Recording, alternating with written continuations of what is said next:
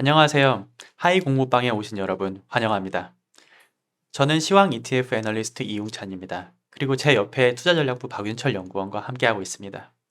당사에서는 글로벌 ETF의 자금 흐름을 분석하여 글로벌 자산 배분, 국가 선택 스타일 보도록 하겠습니다. 지난 방송 때와는 지금 시장 분위기가 좀 많이 달라진 것 같아요. 지난해 방송 때만 해도 이제 금리가 이제 낮아지면서 이렇게 금리가 낮아진 금리가 이제 시장에 랠리를 좀 이제 안도 랠리를 이제 주는 그런 상황이었던 것 같고요. 금리와 유가 등 원자재에 민감한 그런 기대 인플레이션을 계속 주목을 하면서 우리가 좀 시장 상황을 봐야 될 것 같아요. 좀 불안한 랠리이긴 하다. 그래서 베어마켓 랠리다 우리가 저렇게 말씀드렸던 바가 있었던 것 같습니다. 이제 그런 부분들이 좀 많이 생각보다 좀 빨리 이렇게 좀 내려왔던 것 같아요. 기대 인플레이션이 높아지는 이런 시점에서 특히 이제 유럽의 가스 가격이 많이 올라가면서 좀 부담스러워진 상황에서 파월 의장이 잭슨홀 미팅에서 매파적인 이런 발언을 하면서 시장 상승에 제동을 걸었고요. 이제 그 때문에 금리도 이제 추가로 상승하고 달러도 이제 한 차례 더 급등해서 계속 신고가를 이렇게 찍어가고 있는 상황인 것 같아요. 예, 그런 상황입니다. 지금 시장 전반이 좀 저희가 좀 조심스러울 수밖에 없는 상황인 것 같아요. 그래서 지금 이 상황에 대해서 어떻게 좀 저희가 ETF에서는 어떻게 확인이 되는지 그 부분에 대해서 좀 박일철 연구원님 좀 설명을 좀 부탁드리도록 하겠습니다. 네, 이제 앞서 말씀드렸다시피 좀 최근 상황이 좀 금리가 급등하면서 좀 많이 좀 바뀐 네. 이전 자료와는 다르게 네네. 좀 그런 상황인데요. 역시 좀 러시아가 좀 에너지를 좀 무기화하면서 이게 좀 경계감이 좀 심해졌고, 그렇죠. 예. 그러면서 이제 파월 의장 역시도 좀 시장 기대와는 다르게 매파적인 발언을 하면서 이제 금리를 계속 급등시킨, 그러면서 이제 시장 전반도 조금 우려감이 많이 반영되는 그런 모습이 나타나는데요. 네네. 이제 오른쪽 그림을 보시면 상단은 이제 채권형 ETF 대표 ETF의 이제 자금 흐름인데, 이전 8월 중순 이전까지만 해도 좀 지속적인 좀 유의미한 매수세가 확인된 반면, 좀 8월 중순 이후에는 역시 좀 경계감이 심해지면서 좀 등락을 거듭하고 있다. 좀 이렇게 보시면 좋을 것 같고, 아래 같은 경우는 주식형 ETF의 이제 매수인데, 역시 좀 8월 중순 이후부터는 좀 매도세로 좀 전환된 그런 상황이다. 좀 경계감이 좀 전반적으로 높아졌다. 좀 이렇게 보시면 좋을 것 같습니다. 네, 그렇습니다. 지금 8월 15일 정도에서 그때가 분기점이었던 것 같아요. 네. 그래서 채권형 ETF는 뭐 자금이 들어오다가 이제 왔다 갔다 하는 약간 그런 상황이 된 거고, 주식형 ETF는 확실히 자금이 유출이 되는 것 같고요. 그게 좀 나타나는 것 같습니다. 네.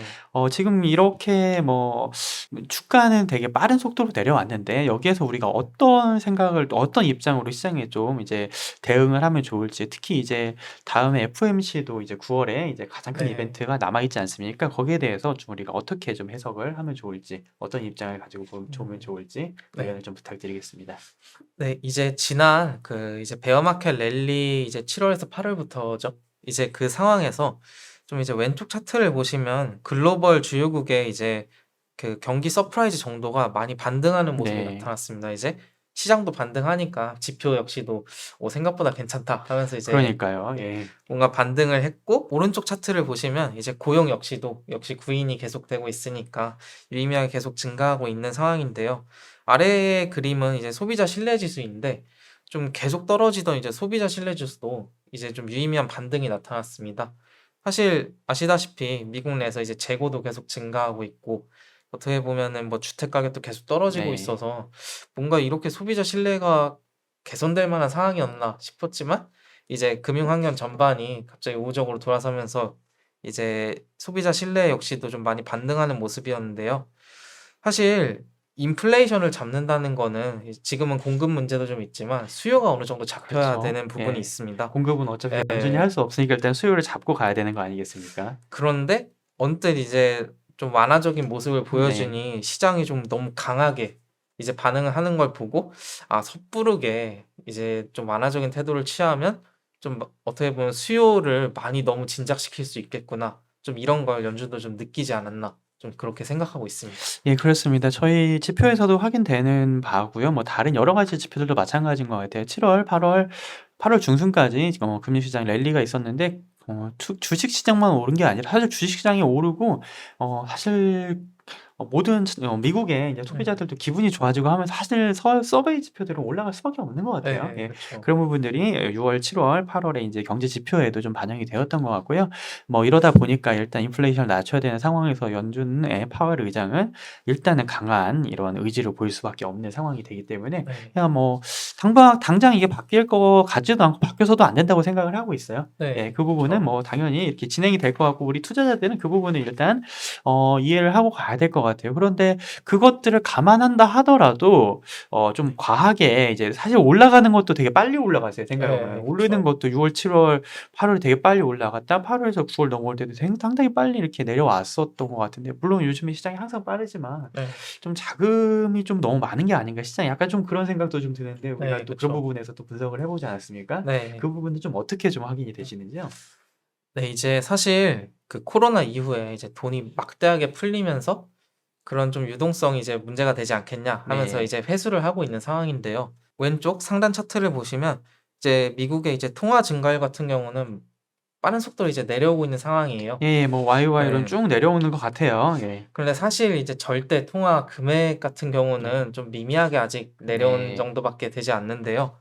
사실 이제 시장이 그 작년 이제 말부터 어느 정도 좀 베어 마켓에 진입하면서 많은 시장 참여자들이 조금 위험하다 하면서 조금씩 이제 현금 비중을 계속 늘리고 있는 상황이었는데요. 왼쪽 아래 그림을 보시면 이제 통화 같은 경우는 생각보다 많이 안 줄어들었고 시장 참여자들은 좀 시장이 위험하니까 현금 비중을 계속 늘리면서 결국은 이제 대기 자금들이 어떻게 보면은 여전히 지금 상당히 고점 수준에 있는 이런 상황임을 좀 아실 수 있는데요.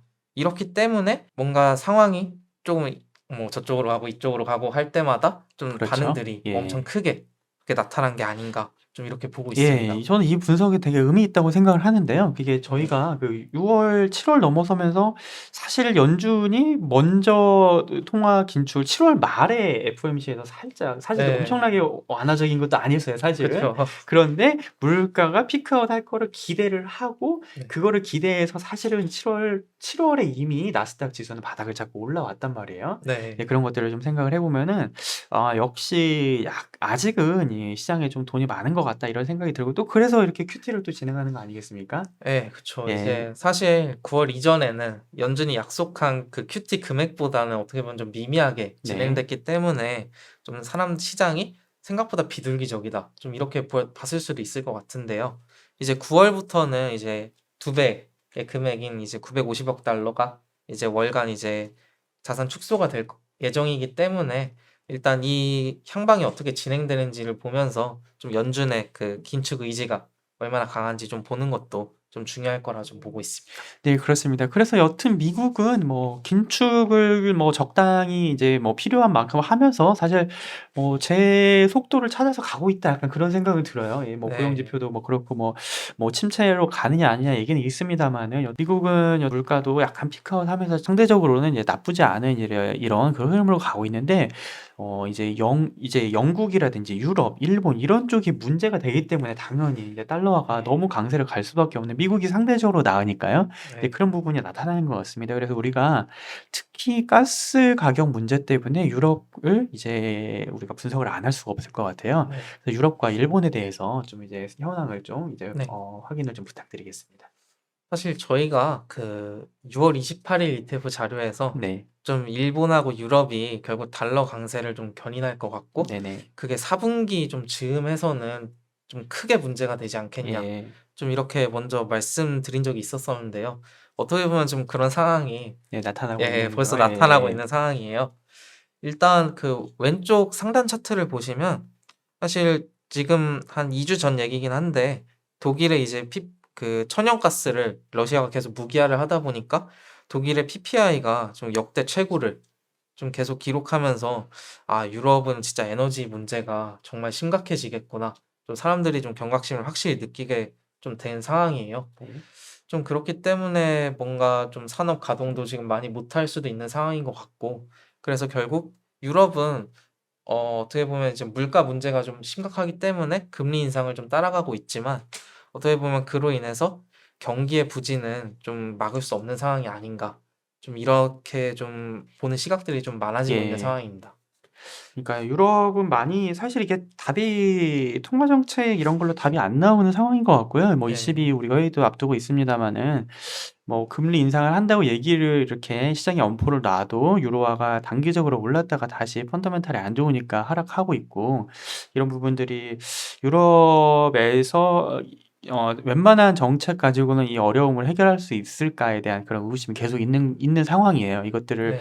해결을 하지 않으면 우리가 계속 미국에서는 어떻게든 이제 좀 정상화로 이 길로 나아가는 중이지 않겠는가, 우리는 약간 이렇게 생각을 하고 있음에도 불구하고 이런 유럽의 어려움들이 좀 해결 방안이 잘 안 보인다, 약간 이런 생각이 들고, 만약에 문제가 생겨도 여기에서 생기지 않을까, 약간 그런 생각을 좀 해보게 돼요. 그래서 사실 또 이렇게 어려움이 있으면 또 그런 반면에 또 뭔가 이제 정책이 또 나올 수밖에 없기 때문에, 뭐 유럽에 네. 들은 그런 정책들로 좀 기대를 해보고, 뭐 에너지를 결국에는 뭐 가스에 대해서 이제 뭐 가격 상한제를 한다든지 뭐 통제를 간다든지 그럴 수밖에 없을 거고, 반발도 많이 심할 것 같고, 네.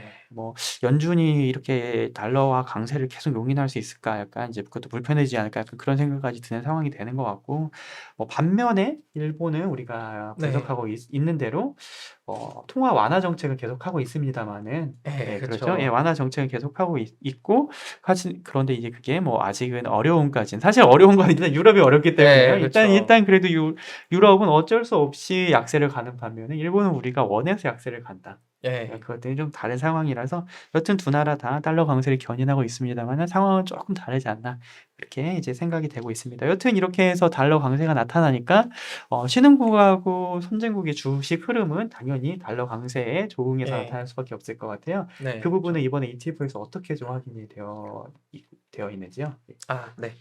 이제 그 신흥국가, 선진국 간의 이제 스타일 비교를 보시면 역시 좀 달러 강세에 따라서 좀 그래도 선진국이 상대적으로나마 자금 유입이 좀 선호되고 있는 그런 상황입니다. 네. 근데 이제 그 왼쪽 차트를 보시면 이제 회색 음영이 좀 선진국이 비교적 선호된다는 의미하는 거고요.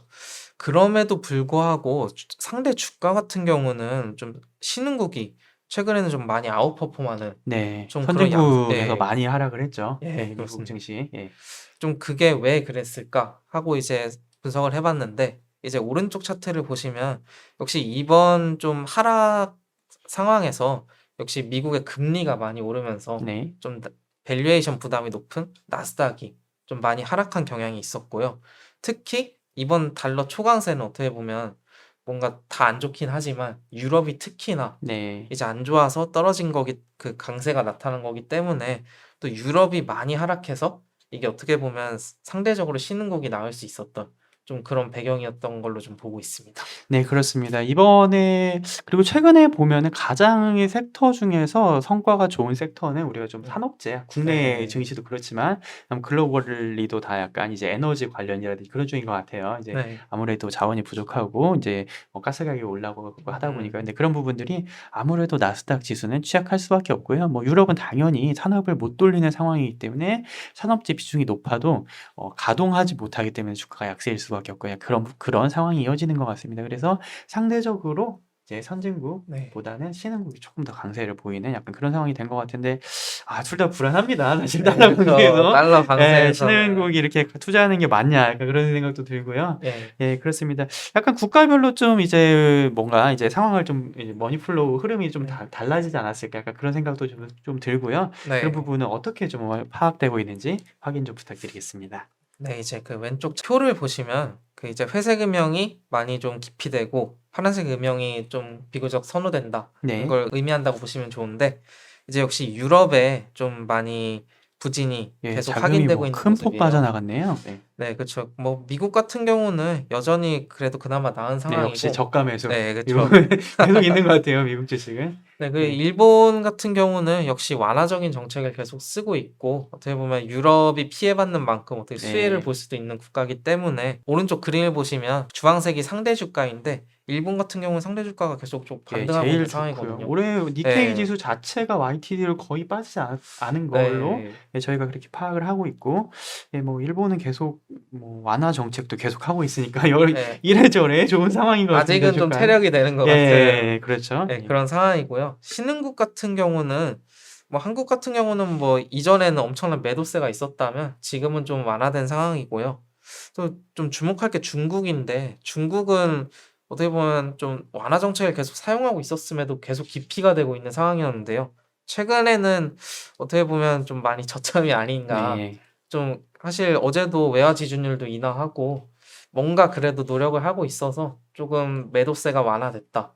좀 이렇게 보시면 좋을 것 같고요. 좀 특이한 거는 인도 같은 나라는 이제 뭐 유가 하락에 좀 수혜를 받기도 하고 사실 뭔가 경제 성장률 측면에서도 좀 많이 이제 개선이 될 거라고 좀 네. 기대되고 있는 국가이기 때문에 그 자금 흐름적으로도 그리고 상대 주가 역시도 많이 아웃퍼폼하고 있는 좀 이런 양상이다. 좀 보시면 좋을 것 같습니다. 그러게요. 최근 한국 저희가 이 ETF 웨이브 자료를 분석을 하면서 사실 한국에 대한 머니 플로우가 최근 한 1-2 년간 좋은 적이 그렇게 많지 않았어요. 네. 그런데 최근 이제 1-2달 들어서 좋은 상황이고요. 최근에 코스피 지수가 좀 많이 밀리기는 했습니다마는 그래도 이제 주도 섹터들은 그렇게 크게 밀리진 않은 것 같아요. 이제 그런 부분들이 이제 해외에서도 약간 좀 한국의 그 경쟁력이 유럽이 이제 어려워지면 한국이 그나마 이제 한국에서 산업 쪽은 좀 나을 수 상대적으로 이제 수혜를 볼 수 있으니까요.